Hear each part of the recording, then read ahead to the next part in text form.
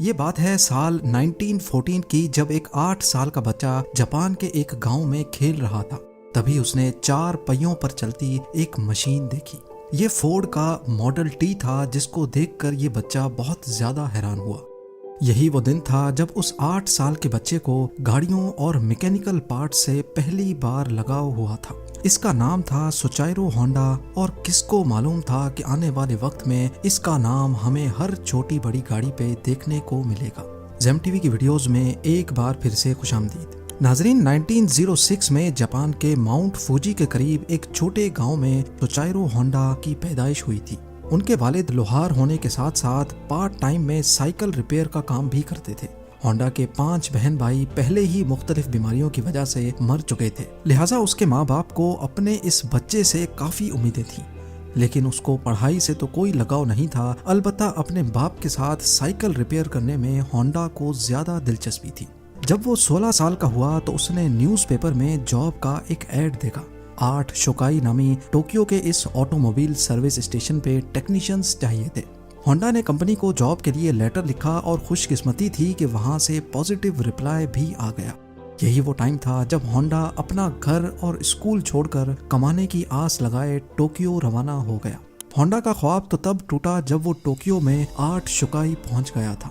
Company के मालिक ने होंडा से सफाई सुथराई के काम करवाना शुरू कर दिए और यहाँ तक के उसको बेबी सिटिंग पर लगा दिया। होंडा बेचारा करता तो क्या करता, एक तरफ वो अपना घर और माँ बाप को छोड़कर निकला था, तो दूसरी तरफ उससे फालतू काम लिए जा रहे थे। उसको वापस अपने गांव जाने में शर्म आ रही थी, क्योंकि वो अपने पेरेंट्स को फेस करने की हिम्मत नहीं कर पा रहा था। यही वजह थी कि अगले कई महीनों तक वो वहीं ऑड जॉब्स करने पर मजबूर रहा।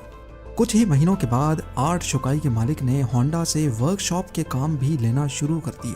होंडा को इस काम में शुरू से बहुत इंटरेस्ट था, इसीलिए वो चीज़ों को आसानी से समझ जाता था। चंद महीनों में वो हर तरह की गाड़ी और उनके पार्ट्स के बारे में काफ़ी कुछ जान चुका था। इस दौरान 8 शोकाई ने 2 स्पोर्ट्स कार भी बनाई, जिसमें पहली गाड़ी 8 डैमलर थी और दूसरी कर्टिस।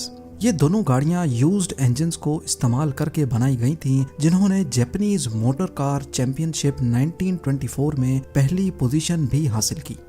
होंडा अभी तक एक अच्छा मैकेनिक था, लेकिन इस रेस में वो ड्राइवर के साथ इंजीनियर के तौर पे बैठा था। यही वो इवेंट था जिसके बाद सुचाइरो होंडा ने मोटर स्पोर्ट्स को अपना रिलीजन बना लिया। अगले कई सालों तक वो 8 शोकाई में ही जॉब करता रहा और अपने एक्सपीरियंस को बढ़ाता भी रहा। 1928 में 22 साल की एज में उसके मालिक ने अपनी एक और ब्रांच खोलने का फैसला किया। ये ब्रांच हमामात्सु शहर में होना थी, जिसको चलाने के लिए मालिक ने होंडा को जिम्मेदारी देकर वहां भेज दिया। होंडा ने 8 शोकाई की इस नई ब्रांच को एक वर्कर से शुरू किया था और सिर्फ 2 ही सालों में 30 वर्कर्स तक पहुंचा दिया। वो अब एक ब्रिलियंट मैकेनिक और रेसिंग ड्राइवर भी बन चुका था। उसने अपनी महारत का फायदा उठाते हुए अपने मालिक के लिए एक स्पोर्ट्स कार डिजाइन की।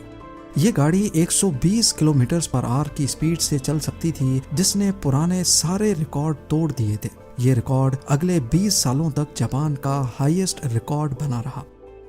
8 शोकाई के मालिक के दिल में होंडा की अहमियत मजीद बढ़ चुकी थी।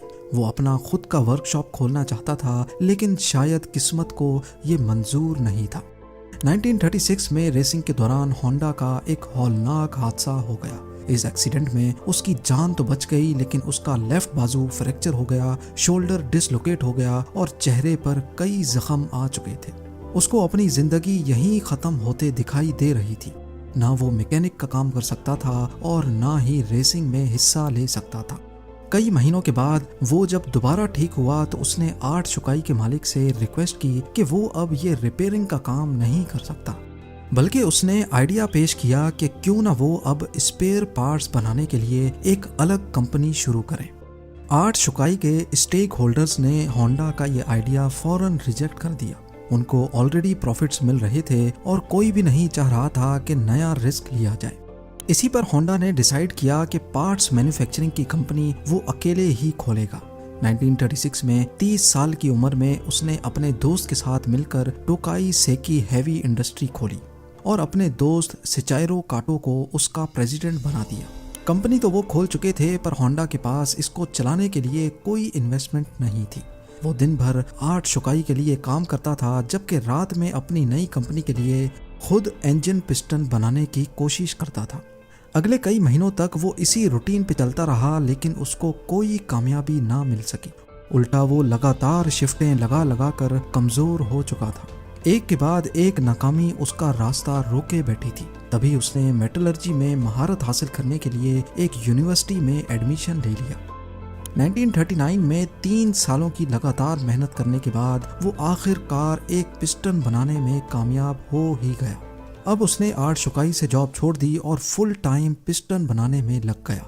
पर उसको ये मालूम ही नहीं था कि उसके बनाए हुए पिस्टन में अभी भी कई फॉल्ट्स मौजूद हैं। उसने टोयोटा कंपनी को अपने पिस्टन ऑफर किए तो टोयोटा ने 50 में से 47 डिजाइन्स रिजेक्ट कर दिए। ये खबर होंडा पर बिजली बनकर गिरी, क्योंकि उसके पास अब वापसी का भी कोई रास्ता नहीं था।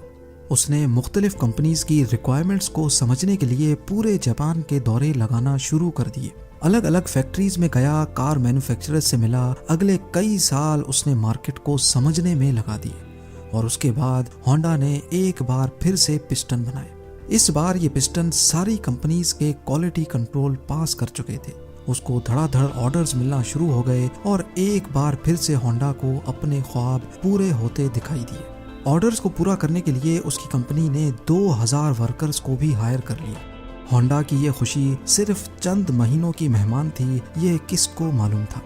1941 में जापान वर्ल्ड वॉर 2 में कूद गया और मिनिस्ट्री ने कई जापानीज कंपनी को अपने कंट्रोल में ले लिया, जिसमें एक कंपनी सोचाइरो होंडा की भी थी।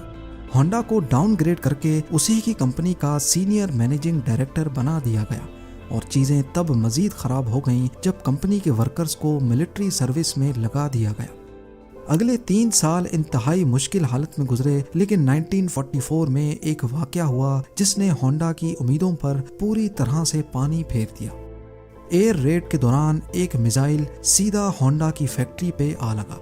पूरे मुल्क के हालात बद से बदतर होते जा रहे थे। जापान जंग हारता हुआ दिखाई दे रहा था। फिर 1945 में 2 न्यूक्लियर अटैक्स हुए जिसने जापान की सिरे से कमर ही तोड़ डाली। इस वाक़े के बाद जापान ने अमेरिकन्स के सामने सरेंडर कर लिया। जंग तो अब खत्म हो चुकी थी, लेकिन होंडा अपना सब कुछ खो बैठा था। उसने अपने बचे कुचे एसेट्स टोयोटा को 4,50,000 येन में बेचे और एक बार फिर से जॉबलेस होकर बैठ गया। ये हालत सिर्फ होंडा के साथ ही नहीं थी, बल्कि पूरा जापान बहुत बुरे क्राइसिस से गुजर रहा था। इकोनॉमी मेल्ट हो रही थी। खाना पानी की शदीद किल्लत और महंगाई ने सबकी कमर तोड़ रखी थी। पब्लिक ट्रांसपोर्ट का मिलना इंतहाई मुश्किल था, क्योंकि जापान में पेट्रोल भी नायाब हो चुका था। इसी दौरान होंडा को जापानीज इंपीरियल आर्मी का एक छोटा इंजन मिला, जिससे वो वायरलेस रेडियो चलाया करते थे। अपनी आदत से मजबूर उसे एक आइडिया आया।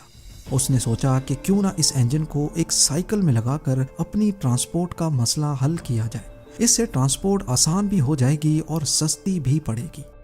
क्योंकि उस दौर में लोग पहले ही महंगाई से बहुत परेशान थे, तो जब उन्होंने यही इंजन एक साइकिल पे लगा देखा तो सबको ये आइडिया बहुत अच्छा लगा। चंद यूज्ड इंजन्स तो होंडा को मिल गए, लेकिन लोगों की डिमांड इतनी ज्यादा थी कि अब होंडा ने खुद का नया इंजन डिजाइन कर लिया। ये हिस्ट्री में पहली बार था कि किसी मशीन पर होंडा का लोगो देखा गया। होंडा के पास इतने पैसे नहीं थे कि वो मास लेवल पे ये साइकिल्स बना सके, लिहाजा उसने 18,000 दुकानदारों के नाम एक ओपन लेटर लिखा। लोगों को होंडा पे इतना भरोसा था कि 3,000 दुकानदारों ने उसको पॉजिटिव रिप्लाई दिया और पैसे भी एडवांस में दे दिए। अगले 3 सालों में होंडा ने एक ऐसी मोटरसाइकिल बनाई जो मार्केट की रिक्वायरमेंट के ऐन मुताबिक थी। ये सुपर कब के नाम से लॉन्च की गई, जिसने आते ही मार्केट में धूम मचा दी। यह मॉडल इतना कामयाब हुआ कि 1958 में इसने अमेरिका की अपनी ट्रायम्फ और हार्ले डेविडसन की सेल्स को भी पीछे छोड़ दिया। क्योंकि होंडा को रेसिंग का बहुत शौक तो था ही, इसीलिए उसने अब स्पोर्ट्स बाइक बनाने का फैसला किया। वो मुख्तलिफ बाइक रेसेस में जाता और जीतने वाली बाइक्स के खास फीचर्स नोट डाउन करता जाता। उस दौर में ऐसे स्पोर्ट्स कंपटीशन रेस से बढ़कर मैन्युफैक्चरिंग कंपनीज के लिए मार्केटिंग का टूल हुआ करते थे। चंद सालों में होंडा की पहली स्पोर्ट्स बाइक लॉन्च की गई, जिसने 1962 इंटरनेशनल रेसिंग कंपटीशन में पहली पोजीशन हासिल की। इस रेस ने होंडा का नाम पूरी दुनिया में फेमस कर दिया। 1960s में होंडा दुनिया की सबसे बड़ी मोटरसाइकिल मैन्युफैक्चरिंग कंपनी बन चुकी थी और 1968 तक ये 1 करोड़ यूनिट्स सेल कर चुके थे।